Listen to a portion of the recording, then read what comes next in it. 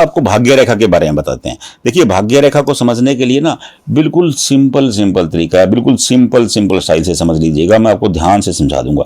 देखिए, ये आपकी भाग्य, इस हथेली में, इस हथेली के हिसाब से बता रहा हूं, ये भाग्य रेखा है, देखा है? ये भाग्य रेखा मोटी होकर के चली है, देख लिया आपने, यहां तक मोटी होकर के आई है। ये क्या है? ये शुक्र है।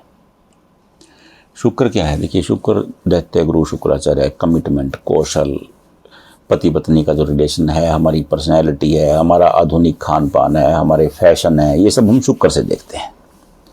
देखिए, किसी भी रेखा को समझने से पहले उसके उद्गम स्थल, मतलब उद्गम स्थल जहां से वो शुरू हुई, उसको समझना जरूरी होता है।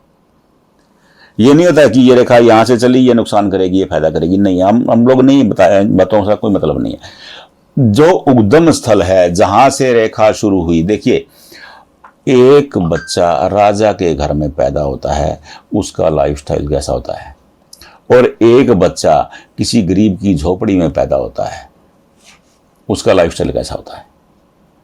क्योंकि जो परिवेश है, वो परिवेश उसके ऊपर बड़ा इंपैक्ट डालता है लाइफ पर। इसलिए जरूरी है कि आपकी जो रेखा, जिस उद्गम स्थल से, जहां से उसने जन्म लिया, वहां के स्थान को देखना बहुत जरूरी है।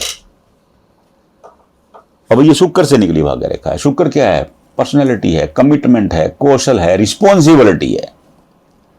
मैंने अनेक बार बताया, शुक्र दैत्य गुरु शुक्राचार्य है, उनका कमिटमेंट कितना जबरदस्त था कि उन्होंने अपने कौशल से बुद्धिहीन राक्षसों को बुद्धिहीन कहा गया है, क्योंकि वो केवल बलवान होते हैं, बुद्धि नहीं होती उनमें, उनको इतना निपुण कर दिया था कि वो देवताओं से लड़ने निकले और अनेक बार देवताओं पर भारी पड़ते भी नजर आए।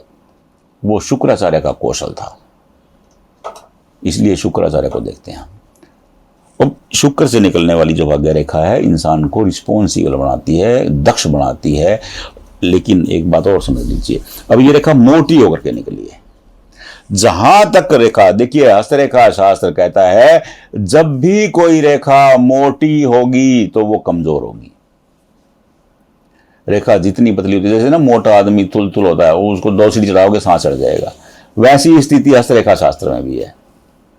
मैं बार बार कहता हूं कि ये एक वैज्ञानिक आधार है, आप समझिए, हर आदमी समझे, ये हर आदमी का है, मेरी बपोती नहीं है केवल, मैंने केवल इसे पढ़ा है, आप भी पढ़िए, आप खुद पंडित हो जाएंगे। हम बार बार कहते हैं कि हर आदमी अपनी हथेली का पंडित तो खुद बने, अपना भाग्य विधाता खुद बने। किसी की बपोती थोड़ी है, किसी की धरोहर थोड़ी है, सबकी है ये। अब देखिए, अब ये आगे जाकर के ये भाग्य रेखा पतली हो गई, जहां से भी भाग्य रेखा पतली होगी, यहां से पतली हुई, ये पतली होकर के चली गई, ये चली गई। अब यहां हम पहुंचेंगे, भाग्य रेखा जहां पतली होगी ना, इंसान की किस्मत वहीं से चमकेगी, वहां से उसका गोल्डन टाइम शुरू हो जाएगा। समझ लीजिए ध्यान से। अब आप कहेंगे कि यहां से क्या पता लगेगा जी? अब भाग्य रेखा जब आपकी माइंड लाइन पर पहुंचती है, एज हो जाती है 31.5। मैं अप्रोक्स बता रहा हूं, किसी किताब, किसी डाटा में नहीं मिलेगा। आप कहोगे कि मैंने अपने अनुभव में ये कैलकुलेशन की है, मैं उसी का ही आपको बता रहा हूं, एवरेज बता रहा हूं। अनेक लोगों की ये 29 पे भी चली जाती है, माइंड लाइन ऊपर चली जाती है, तो अनेक लोगों की ये 33-34 पे भी चली जाती है, अगर माइंड लाइन निचले 100 पे होगी तो ये अलग अलग है। मैं आपको ने अप्रोक्स मेरा डाटा बनाया है, और ये यहां पहुंचेगी हार्ट लाइन पर, तो एज हो जाएगी 53.7। अब ये यहां से इनकी किस्मत चमकी, कब चमकी? 27 में, और सीधी चली गई शनि पर। उसके बाद मोटी हुई नहीं, जहां मोटी होगी वहीं भाग्य कमजोर हो जाएगा। सीधा सीधा फार्मूला है। जहां देखिए, अब कहेंगे कि आपकी जिम्मेदारी तो मोटी पतली नहीं है जी, रुकती है। देखिए, एक भाग्य रेखा यहां से शुरू हुई और दूसरी यहां से शुरू हो गई।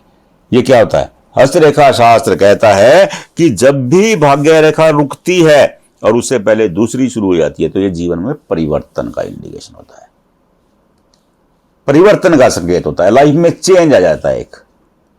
हाँ, अगर भाग्य रेखा रुकती है, ये रुकी और दूसरी यहां से शुरू हुई, ये परेशानी की निशानी होती है। आप अपनी भाग्य रेखा से मिलाते चले जाइए, मैं इसलिए बार बार आपको बता रहा हूं। अब अपनी भाग्य रेखा को मिला लीजिए, अपने हाथ को सामने रखिए वीडियो देखते हुए, जो चीज पीछे छूट गई उसे रिवाइंड कर लीजिए, कोई दिक्कत नहीं है। जहां गैप आएगा भाग्य रेखा में, वो आपके लिए परेशानी भरा समय रहने वाला है। एक बात और, परेशानी का मतलब यह नहीं है कि जीवन खराब हो गया। दुख और सुख जीवन के दो हिस्से हैं। अगर दुख नहीं आएगा आपको सुख का एहसास भी नहीं होगा। और जिसने धरा पर जन्म लिया है उसके लिए ये दोनों उपयोगी हैं, दुख भी आएगा सुख भी आएगा। देखिए भगवान कृष्ण जेल में पैदा हुए, जिसका जन्म ही जेल में हुआ, और किसी और ने पाला, यशोदा ने पाला उनको, देवकी की कोख से पैदा हुए। इससे बड़ा दुख क्या होगा। भगवान राम राजा के घर में पैदा हुए, देखिए, और लेकिन वनवास में रहे, उनकी भार्या को रावण उठा ले गए, उनकी पत्नी को, सीता माता को। उससे बड़ा दुख क्या होगा।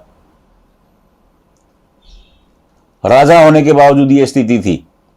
क्यों? उन्होंने क्यों दिखाया? उन्होंने इसलिए दिखाया कि ये जीवन, जिसने जमा धरा पर जन्म लिया है, दुख और सुख उसके जीवन का हिस्सा रहने वाले हैं।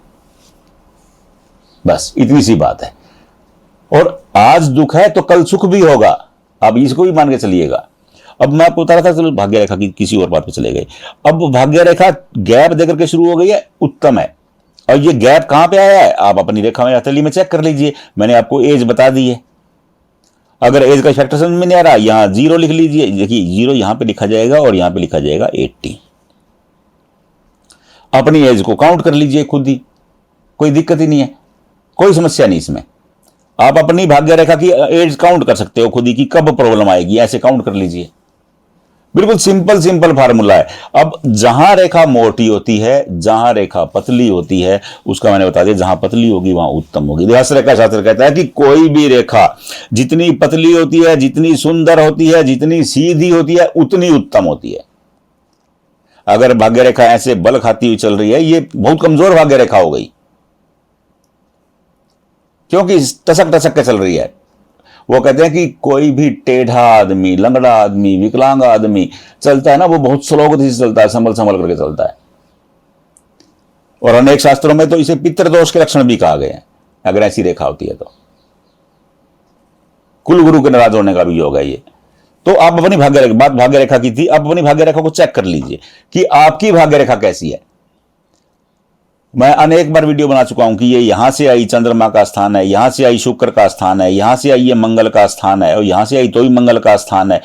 तो अपनी भाग्य रेखा को खुद देख लीजिए कि भाग्य रेखा कहां से चली है, और उसके कारकत्वों को देख लीजिए। मैंने अनेक वीडियो में कारकत्व बता रखे हैं कि मंगल का क्या विभाग है, मंगल की रेखा कैसी होती है, शुक्र की कैसी होती है, चंद्रमा की कैसी होती है, केतु की कैसी होती है।